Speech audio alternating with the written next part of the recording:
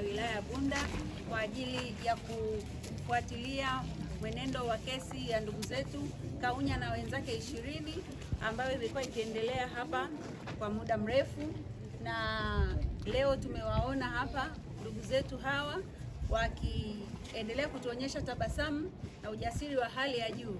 Tumewasikia mawakili wetu kwa namna ambavyo wanaendelea kuongoza mjadala wa mahakama vizuri.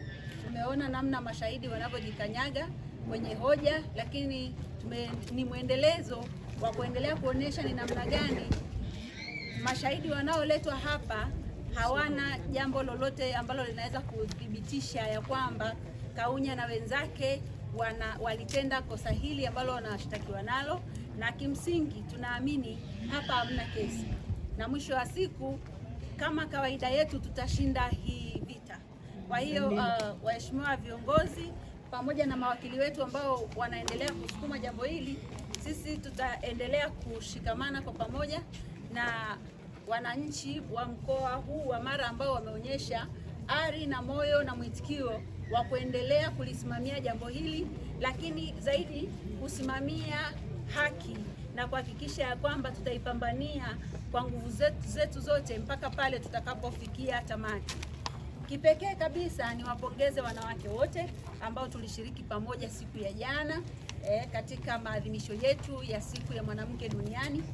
Japo hatukuyafanya kwa staili tulivyokuwa tumejiandaa, lakini kile ambacho mlikifanya jana, ujasiri ambao mliuonyesha jana, mpaka leo mjadala wa dunia ni BAWACHA. Naomba niwapongeze sana. Lakini kipekee pia niwapongeze na kuwashukuru viongozi wetu wote wanaume, BAVICHA hasa, namna ambavyo mlitutia nguvu na kutushika mkono kuhakikisha mnatuvusha kwenye viunzi vyote na kutufanya tung'are, lakini sio kwa sababu ya BAWACHA pekee. Hii ni kwa nia njema ya kuendelea kukilinda chama chetu, na chama chetu tutakilinda kwa wivu mkubwa. Niwahakikishie hapa, tunajua tuna mawakili ambao ni imara sana.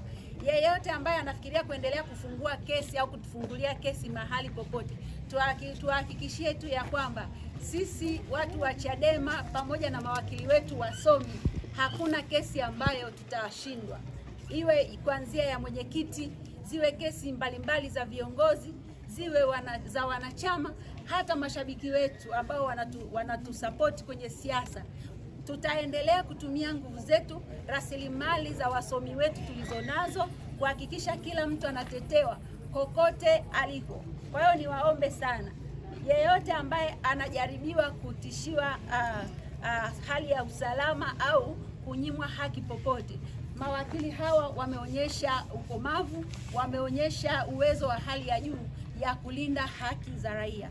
Tutaendelea kusimama hapo, lakini niwaambie tu, hata sisi kilichotukumba jana, tukapigwa, tukanyanyasika, tukaonewa na tukaumizwa, sisi pia tutawatumia mawakili wetu hawa kuhakikisha ya kwamba wote waliotufanyia manyanyaso tunawashtaki. Tutakwenda mahakamani, wanawake wamedhalilishwa, tutahakikisha tunafungua kesi maeneo mbalimbali. Tutawashtaki maRPC wote waliowanyanyasa wanawake siku ya jana. Tutawashtaki mmoja mmoja wote waliofanya matendo ya kudhalilisha wanawake siku ya jana. Tutawashtaki kwa majina yao binafsi, na wengine tutawashtaki kwa vyeo vyao. Wengine walitoa amri ambazo zimekwenda kuumiza na kudhalilisha utu wa mwanamke. Hiki hatutakubali. Tutasimama katika haki, na haki hii haitaombwa bali itapiganiwa na ninyi na sisi sote. Baada ya kusema hayo, nawatakia kila laheri na Mungu awabariki sana. Amen.